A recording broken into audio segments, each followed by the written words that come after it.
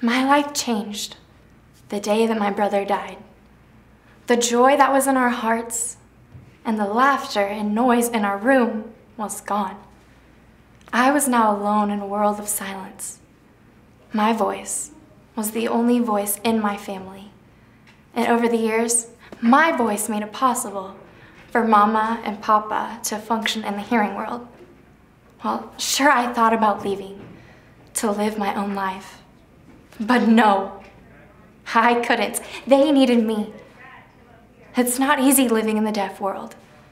It's hard to read lips, and people mumble, and they turn when they talk. It's not easy. Perhaps Helen Keller expressed it best when she said, "Character is not developed through ease and quiet. Only through struggling and experience can the soul be strengthened." Such as, in this case, Maggie, a hearing individual who was born to profoundly deaf parents, is forced to confront her own character decision in order to seek a life of her own. In this sign by Joanna Greenberg.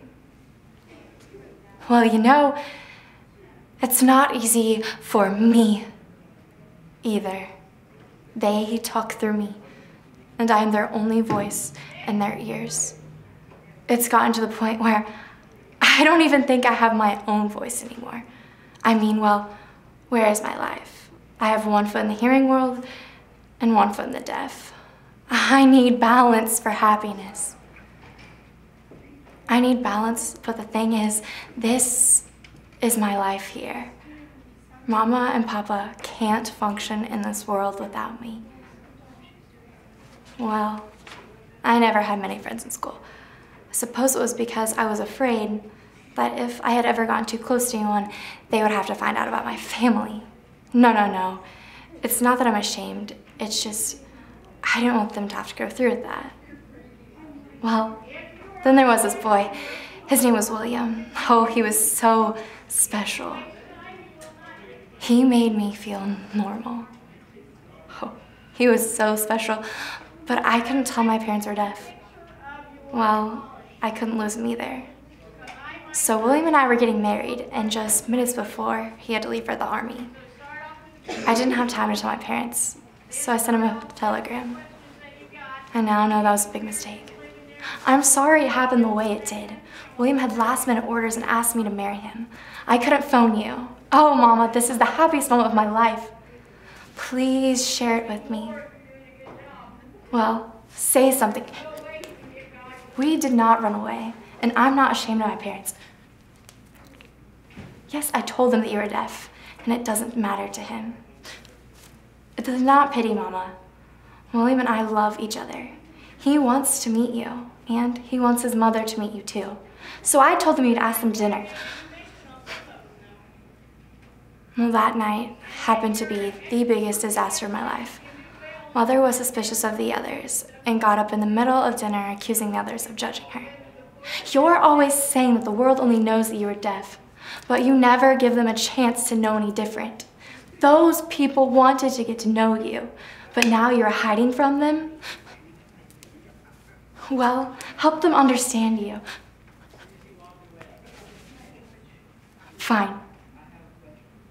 My mother would like to give a speech, but she'll use sign language since it's her first and her only language. My mother said, when the hearing have a child and she grows up in the hearing world and is married, the parents don't cry because they are lonely for her, but because they are happy. When the deaf have a child and she grows up in the hearing world and is married, the parents don't cry because when she leaves the home of the parents, their mouths are taken away and their ears are taken away, and that child whom which they love is taken away. For these tears are not enough. I had always felt guilty, but afterwards, we were never the same again. I had this beautiful baby boy thinking my son would bridge these two worlds together. Mama, William and I thought you'd be happy for me. Please? No, I can't come home and help. I belong with William now. We'll be fine. We do not need help to care for the baby. We are responsible people. No, I didn't come home to fight. No, stop telling me I'm not responsible enough. My whole life was yours, standing between you and the hearing world, protecting you and shielding you. Oh, but never translating your angry signs, because the hearing don't think that the deaf get mad, and I'm fed up. I'm always ashamed to speak your anger. Listen to me.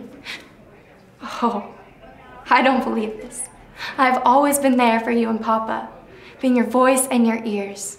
So you listen to me now. For my whole life, you made me feel ashamed.